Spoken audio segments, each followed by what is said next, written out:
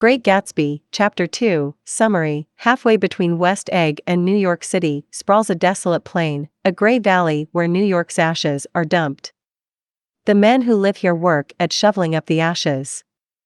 Overhead, two huge, blue, spectacle-rimmed eyes, the last vestige of an advertising gimmick by a long-vanished eye doctor, stare down from an enormous sign. These unblinking eyes, the eyes of Dr. T. J. Eckelberg, watch over everything that happens in the Valley of Ashes. The commuter train that runs between West Egg and New York passes through the valley, making several stops along the way. One day, as Nick and Tom are riding the train into the city, Tom forces Nick to follow him out of the train at one of these stops.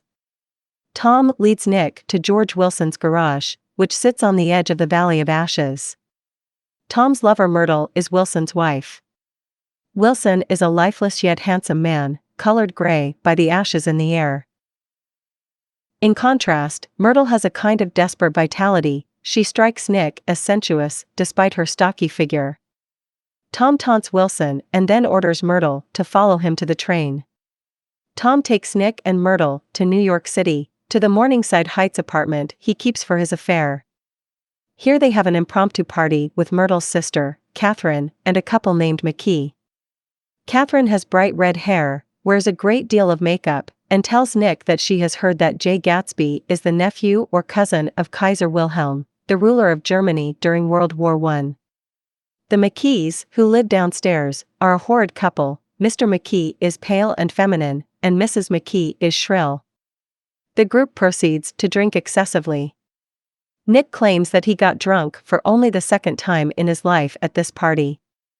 The ostentatious behavior and conversation of the others at the party repulse Nick, and he tries to leave. At the same time, he finds himself fascinated by the lurid spectacle of the group. Myrtle grows louder and more obnoxious the more she drinks, and shortly after Tom gives her a new puppy as a gift, she begins to talk about Daisy. Tom sternly warns her never to mention his wife. Myrtle angrily says that she will talk about whatever she chooses, and begins chanting Daisy's name. Tom responds by breaking her nose, bringing the party to an abrupt halt. Nick leaves, drunkenly, with Mr. McKee, and ends up taking the 4 a.m. train back to Long Island. Analysis. Unlike the other settings in the book, the Valley of Ashes is a picture of absolute desolation and poverty. It lacks a glamorous surface and lies fallow and gray halfway between West Egg and New York. The Valley of Ashes symbolizes the moral decay hidden by the beautiful facades of the eggs, and suggests that beneath the ornamentation of West Egg and the mannered charm of East Egg lies the same ugliness as in the valley. The valley is created by industrial dumping and is therefore a byproduct of capitalism. It is the home to the only poor characters in the novel. The undefined significance of Dr. T. J. Eckelberg's monstrous, bespectacled eyes gazing down from their billboard makes them troubling to the reader. In this chapter, Fitzgerald preserves their mystery, giving them no fixed symbolic value. Enigmatically, the eyes simply brood on over the solemn dumping ground. Perhaps the most persuasive reading of the eyes at this point in the novel is that they represent the eyes of God, staring down at the moral decay of the 1920s.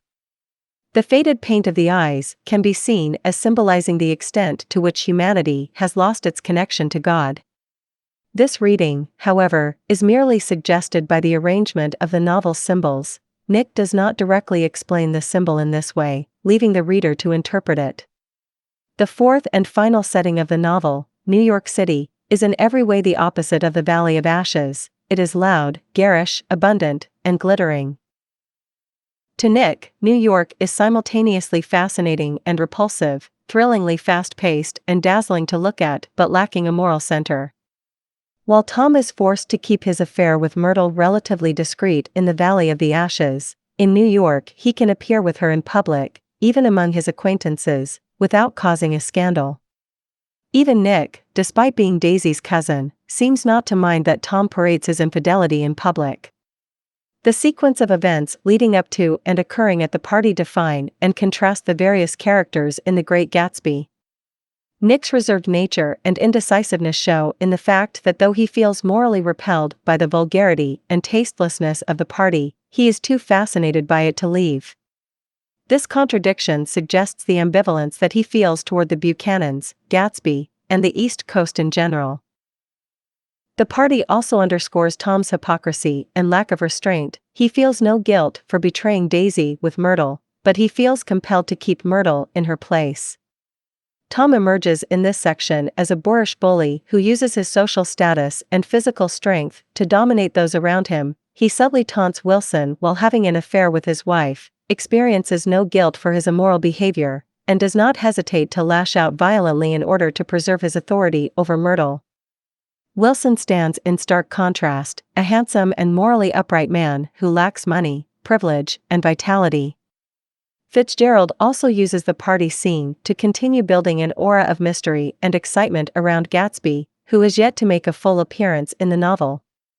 Here, Gatsby emerges as a mysterious subject of gossip. He is extremely well known, but no one seems to have any verifiable information about him. The ridiculous rumor Catherine spreads shows the extent of the public's curiosity about him, rendering him more intriguing to both the other characters in the novel and the reader.